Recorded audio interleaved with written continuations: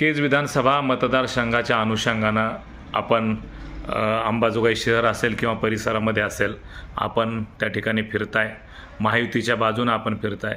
कशा पद्धतीचा रिस्पॉन्स आहे या ठिकाणी मतदारांचा? अंबाजोगाई शहरामध्ये मी आज प्रत्येक वॉर्डमध्ये फिरते. आमच्या काही सभा झाल्या. मागे नितीन गडकरीजी आमच्या इथे सभेला आले होते. त्यावेळेलाही आम्हाला नितीन गडकरीच्या सभेतून एक आम्हाला बीड जिल्ह्यातल्या महायुतीच्या सर्व उमेदवाराला महायुतीचे उमेदवारांच्या किंवा महायुतीच्या सत्तेतून महाराष्ट्रामध्ये असेल, देशामध्ये मोदीच्या सत्तेमधून असेल, जो काही विकास झाला तो गडकरी साहेबांनी आम्हाला सगळं जनतेला सांगून दिलं त्यांच्या सभेमध्ये. त्या सभेमध्ये आम्हाला एवढा चांगला प्रतिसाद मिळाला. त्याच्यातून जे काही असेल 2019च्या इलेक्शनमध्ये जर आपण पाहिलं तर 2019च्या इलेक्शनमध्ये स्वर्गीय सुनील काका लोमटे यांच्या कंबर कसून यांनी नमिताताई मुंदडा यांना साथ दिलेली होती. त्या काळामध्येही सुनील काकांनी भाजपाचा उमेदवार निवडून आणण्यासाठी भरपूर कष्ट केलेले होते आणि त्या कष्टातून प्रामाणिकतेने नमिताताई यांचा विजयही घोषित झालेला होता. त्या काळामध्ये नमिताताई यांना नंतर 2019 ते आज 24च्या काळामध्ये नमिताताईंनी भरभरून विकास कामं केलेली आहेत. या विकास कामाचा दृष्टिकोन आम्ही जनतेच्या समोर ठेवून आज आम्ही जनतेच्या समोर गेलेलो आहे. या विकासाचा जो झालेला आहे विकास, हा विकास समोर ठेवून आम्ही जनतेला मतदान मागत आहे आणि नक्कीच या विकासाचा जो झालेला आहे विकास, तो विकास जनतेला दाखवून आम्ही आज मत मागवत असताना आम्हाला जनतेतूनही खूप चांगला प्रतिसाद मिळत आहे. महिला भगिनींच्या प्रश्नावर काय भूमिका असणार आहे नमिताताईंची आणि महिला भगिनींच्या प्रश्नावर काय काय काम केलेलं आहे? महिला भगिनींच्या याच्यामध्ये जर म्हटलं तर आज महायुतीच्या नेतृत्वाखाली आज आमचं जे महाराष्ट्रामध्ये सरकार काम करत होतं, याच्यामधून जो महिलांना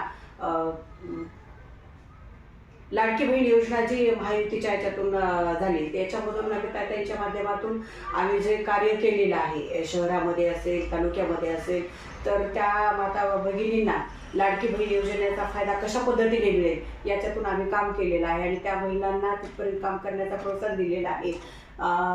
दवाखान्यातील असेल किंवा शहरातले काही कामं असतील किंवा येणाऱ्या काळामध्ये आम्ही घरकुलांची पण योजना आम्ही मंजूर करून घेणार आहेत नगरपालिकेच्या माध्यमातून. आतापर्यंत एकही घरकुलाचं मंजूर काम झालेलं नाही. तर येणाऱ्या काळामध्ये आम्ही माता भगिनींना घरकुल कशा पद्धतीने मिळतील याचाही आम्ही प्रयत्न करणार आहेत. आणि राहिला प्रश्न तर स्वर्गीय विमलताई मुंदडा यांच्या नेतृत्वाखाली भरभरून आपल्या शहरामध्ये मागच्या काळामध्ये कामं झालेली आहेत. त्यांच्याच या सुनबाई आहेत. येणाऱ्या 5 वर्षाच्या काळामध्ये भरभरून कामं मिळण्यापेक्षा येणाऱ्या काळामध्ये आम्ही खूप काही मिळण्यासाठी कामं मी आणि नमिताताई या दोघीजणी, मी नगरपालिकेच्या माध्यमातून असेल, या नमिताताई आमदार म्हणून असतील, आम्ही दोघीही मिळून येणाऱ्या काळामध्ये महिलांसाठी, शहरासाठी आणि सगळ्यांसाठीच आम्ही विकासात्मक दृष्टिकोन ठेवून काम करणार आहात. महिला भगिनींना काय आव्हान असेल आपलं? माता भगिनीला, माझ्या महिलांना, या शहरातल्या तालुक्यातल्या सर्व असं आव्हान आहे की येणारा काळ हा तुमच्या सर्वांसाठीच आहे. कारण आत्ताच्या काळामध्ये लाडकी बहीण योजना आणि याच्यामध्ये प्रवासामध्ये तुम्हाला एसटी भाडे हे अर्ध केलेलं तिकीट आहे. तर येणाऱ्या काळामध्ये आम्ही आणखीन तुमच्यासाठी जे काही सरकार महिलांसाठी कार्यान्वित करील तर त्या गोष्टी आम्ही तुमच्यापर्यंत नक्कीच पोहोचवण्याचा प्रयत्न करू. आणि खंबीर नेतृत्व या शहरामध्ये नितीन गडकरी साहेबांनी सांगितलं होतं की शिकलेली महिला खूप काही करू शकते.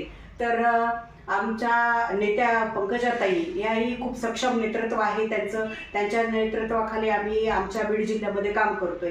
त्याच्यामध्ये नमिताताईही शिकलेल्या आहेत, मीही शिकलेले आहे. मीही वकील म्हणून, कायदेतज्ञ म्हणून काम करते, त्या आर्किटेक्चर म्हणून काम करतायत. तर आम्ही या शिकलेल्या सक्षम महिला असल्यामुळे आम्हाला वरचा जो काही निधी असेल किंवा महिलांसाठी ज्या काही योजना असतील या योजना खेचून आणण्याचं काम आम्ही दोघीजणींच्या माध्यमातून आम्ही खूप चांगलं सक्षमपणे आम्ही आणू शकतो. आणि माता भगिनीला हेच आहे की आपण आमच्यावरती विश्वास ठेवा, सरकारवरती विश्वास ठेवा आणि येणाऱ्या काळामध्ये आम्हाला भरभरून साथ द्या.